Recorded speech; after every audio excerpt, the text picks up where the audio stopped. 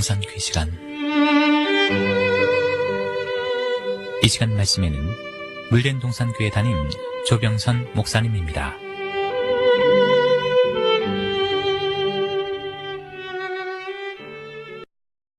할렐루야, 물된 동산교회 조병선 목사입니다. 저는 지난 36주 동안 여러분에게 지금이 어떤 때인가에 대해서 말씀을 전했습니다. 하나님은 정말로 갈수록 때를 아는 자가 되어야 한다고 제시하십니다. 천하의 범사가 기한이 있고 모든 목적이 이룰 때가 있기 때문이지요. 그래서 종말에 어떤 일이 일어나는가에 대해 전반적으로 말씀을 전해드리고 있습니다. 12월 19일 수요일은 우리나라의 대통령 선거가 있는 날입니다. 저는 정치인이 아니지만 성경을 통해서 한국 돌아가는 것을 보면서 이런 시점에서 교회 역할이 참으로 중요한데 교회가 과연 이런 사명을 감당하고 있는가 너무나 아쉽습니다. 왜냐하면 성경이 제시하는 종말의 세계는 공산주의가 다시 부활되고 더 강력해집니다. 거기에 이슬람 세력이 동조하여 세상의 전쟁이 끊이지 않고 황폐될 것이 작정되어 있기 때문입니다. 그러니 때를 아는 주의 종들이 나서서 성경의 안목으로 보는 장래 세계사에 대해서 제시해야 하는데 대통령 후보자 연설을 여러분 어떻게 보셨는지요? 나이도 어려서 한 나라의 대통령감으로는 역부족인 종북주의가 하나 껴서 인격과 예의도 없이 말하는 것을 보셨는지요?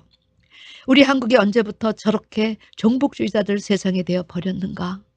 어떻게 27억이라는 정부의 지원을 받아가며 버젓이 매스컴에 나와 감히 대통령 후보 자리에서 거칠게 상대 후보를 떨어뜨리기 위해 나왔다 말하는 것이 허용이 되었는지요? 이번에 북한이 장거리 미사일을 발사하는 비용이 여러분 9억 달러였다 합니다. 그 돈은 북한 주민이 4년치 식량을 해결할 수 있는 돈이었습니다. 그럼에도 불구하고 북한은 3대째 세습 체제를 유지하면서 핵실험에 미사일에 생명을 걸고 핵을 보유한 국가가 되려고 하고 있습니다. 그런데 힘 좀 있다 하는 나라들이 육자회담이다 하면서 불구경만 하고 있지요. 그것을 제재하려면 어마어마한 돈이 필요한데 더 이상 국제적으로 전쟁이 나는 것을 피하려 하기 때문입니다. 그러니 이런 세태가 지금이 어느 때인가 종말의 한 현상임을 이미 말해주고 있는 것입니다. 이번 미사일 실험을 도와주는 나라는 이란이었다 합니다. 여러분 창세기 16장과 에스겔 38장이 생각나지 않습니까? 창세기 16장에 여호와의 사자가 광야에서 헤매는 하갈을 만나셨을 때 내가 장차 아들을 잉태하리니 그 이름을 이스마엘이라 하시고 이스마엘이 어떤 자가 될 것을 예고해 주셨습니까?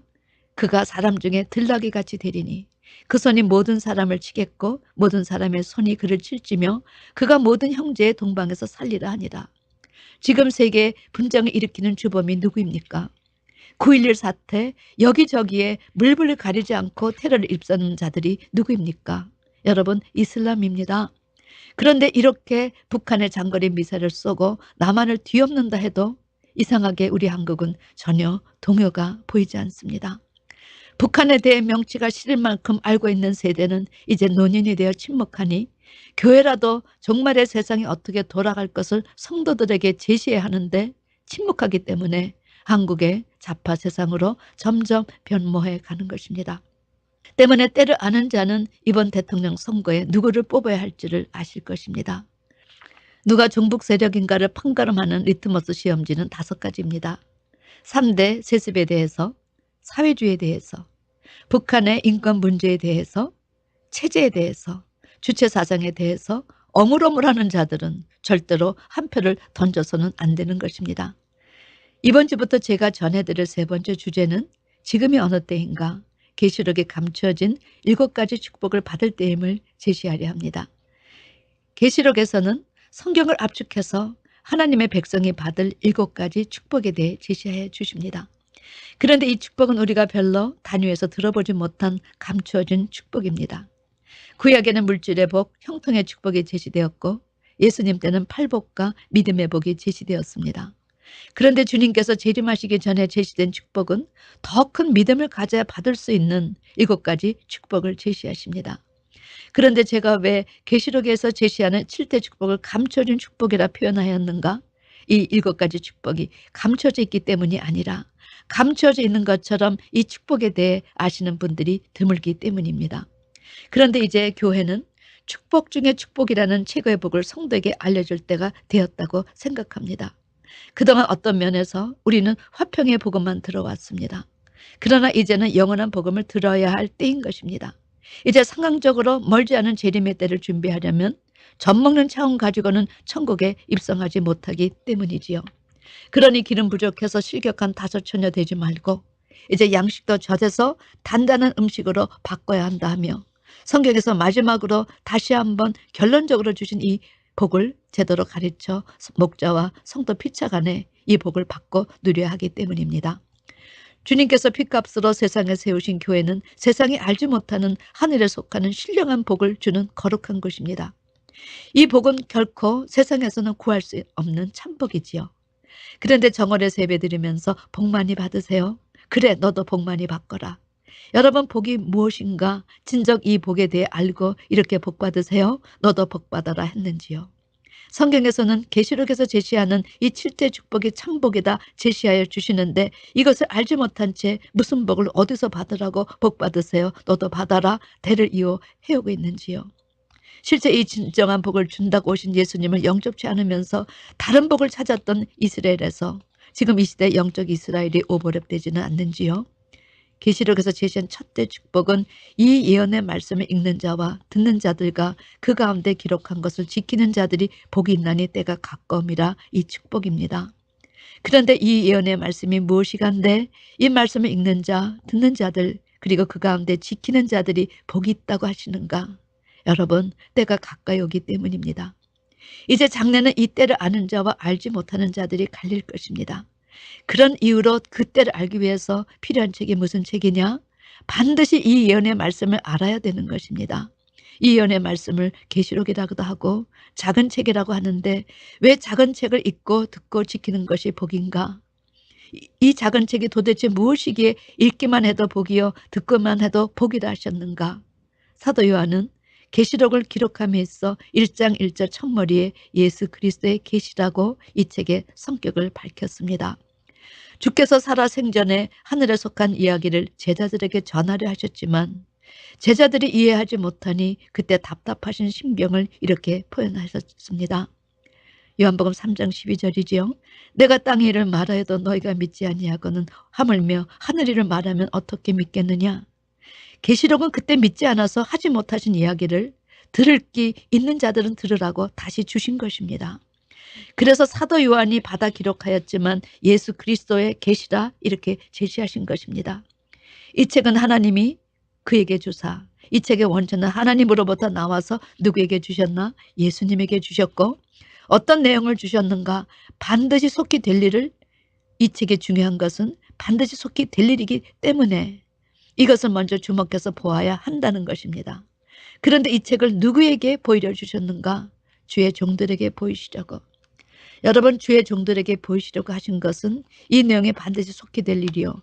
이것을 듣고 주님 재림을 준비시켜 영원한 천국에 들어가게 하시기 위해서 그 천사를 그정 요한에게 보내어 지시하신 것이라고 밝혀주십니다. 그래서 이 책이 얼마나 중요하고 축복된 책인지 릴레의 바통을 이어서 하나님이 예수님께, 예수님의 다시 천사에게, 천사는 다시 사도 요한에게, 사도 요한은 주의 종들에게, 주의 종들은 다시 성도들에게 전해서 주님의 재림을 준비시켜 천국 입성에 승리하라고 주신 축복의 책이 바로 계시록인 것입니다. 이 계시록은 성경의 결론이요 완성이기 때문에 축복의 책입니다. 창세기 2장에서 에덴 동산의 축복을 받자마자 3장에서 바로 상실한 것으로 인간론이 시작이 됩니다. 그런데 계시록은 상실했던 에덴을 다시 새 예루살렘으로 회복합니다. 창세기에서는 선악과를 먹어 생명나무에 이르는 길을 상실했는데 계시록에서는 12가지 생명나무가 있어 마음껏 그 열매를 따먹을 수 있습니다. 창세기에서는 선악과를 먹고 아담과 그 아내가 서로 저 사람 때문에 책임 전가를 하며 상처를 주는데 계시록에서는 어린 양의 혼인잔치로 아름다운 결혼식이 완성이 되지요. 창세기에서는 에덴 동산의 뱀에서 유혹을 당했지만 계시록에서는 그 유혹적인 뱀을 영원한 불못에 던져 사단 없는 세상을 만들어 주십니다. 창세기 3장에서는 벌거벗은 아담이 스스로 무화과 나무옷을 해입지만 계시록에서는 빛나고 깨끗한 세마포 옷을 신부에게 입혀 주십니다. 창세기에서는 범죄로 인해 에덴 동산을 추방되어 하나님을 뵐 수 없게 되지만 계시록에서는 얼굴과 얼굴을 맞대어 주를 볼 수 있게 모든 것이 회복이 됩니다. 창세기에서는 먹지 말라는 선악과를 먹음으로 죽음이 왔지만 계시록에서는 썩을 것이 썩지 않고 욕된 것이 영광된 것으로 약한 것이 강한 것으로 우리의 낮은 몸이 신령한 몸으로 변화된다는 기쁜 소식이 기다리고 있습니다. 창세기 10장에서는 하나님께 교만하여 바벨탑을 쌓음으로 혼란으로 분리시키셨는데 계시록에서는 7째 나팔 소리에 주의 나라가 온전히 완성이 됩니다. 이렇게 첫사람 아담이 불순종하여 빼앗긴 에덴의 축복을 마지막 아담이신 예수 그리스도가 어떻게 회복하시는가, 그 역전의 이야기가 들어있기 때문에 축복의 책이요, 이 책 속에는 반드시 속히 될 일, 장차 될 일, 마땅히 될 일, 결코 솔깃 될 일, 이렇게 4번이나 강조해서 주신 하나님의 말씀과 예수의 증거와 사도 요한이 자기에게 보여주신 모든 실상이 제시되었기 때문에 축복이요, 이 예언서에서는 성도만이 누릴 수 있는 7가지 축복과 하나님 나라 비밀 4가지가 들어있기 때문에 축복의 책이라 하는 것입니다. 여러분, 정말 계시록에는 내일도 알지 못하는 우리에게 하나님의 나라에 장차 어떤 일이 벌어지는가, 종말의 교회가 얼마큼 타락할 것인가, 장차 하나님 나라에 나타날 7머리 10뿔 가진 짐승의 정체가 무엇인지, 새끼양같이 2뿔이 있고 용처럼 말하는 짐승의 정체가 누구인지, 음녀는 어떤 교회를 말하는지, 황충의 의미가 무엇인지, 어떤 자를 유하여 보며 어떤 자를 피해야 할 것인가, 어떻게 참고 기다리며 이 환난을 통과할 것인가, 하나님께 순종하는 자는 어떻게 보호하여 주시고 불순종하는 자에게는 어떤 재앙들이 예비되어 있는가, 그 진행 스케줄이 모두 다 들어있기 때문에 이 책을 읽기만 해도 복이요, 듣기만 해도 복이요, 그 가운데 지키는 자는 전시대 하나님 나라에서 축복의 대열에 서는 가장 영광된 축복의 소유자가 된다는 사실을 제시하시는 것입니다. 이제 목회자는 이 축복의 말씀을 전하기 위해 생명을 다해서 이 계시록의 상징과 비유를 올바로 해석해서 알려야 합니다. 그래서 성도로 하여금 예수님을 준비시켜야 할 것이요, 성도들은 목회자가 일에 전념할 수 있도록 교회 풍토를 개선하는 일에 앞장서야 할 것입니다. 제 소원이 있다면 이 계시록을 읽는 자가 되어 많은 사람들을 옳은 대로 돌아오게 하는 별과 같은 이 시대의 목자가 되는 것입니다. 제가 40대 중반의 여자의 몸으로 이 레위의 반열에 서게 된 이유는 자기 성취도 아닙니다. 늦바람에 나서도 아닙니다.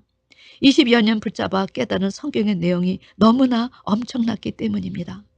그리고 장래 이 땅에 일어날 어마어마한 내용들에 대해서 정작 교회가 침묵하는 것을 보았기 때문입니다. 병원에서 암 환자를 고쳐주는 것도 귀한 일입니다. 그런데 때를 따라 양식을 나눌 주가 누구뇨? 그런 정도는 주인이 올 때에 복이 있으리라. 한 사람이 읽는 자가 있어 영원한 지옥불에 들어가는 형제 자매들을 구원하고 짐승의 표가 무엇인지 그것에 대해 알려 짐승의 표를 받지 않게 돕는다면 그것이 이 계시의 인봉을 떼어주신 주님의 마음을 기쁘시게 하는 것이 아닐까, 이런 마음에 이제 종말의 때를 알리고 있는 것입니다.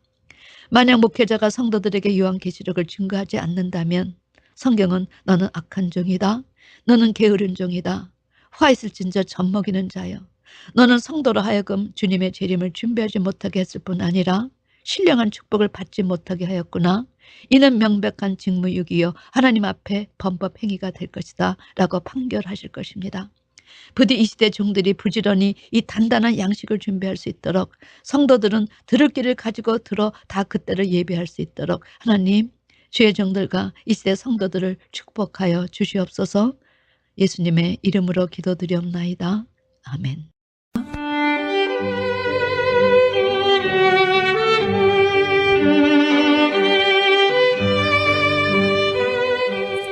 지금까지 말씀에 물된 동산교회 담임 조병선 목사님이었습니다.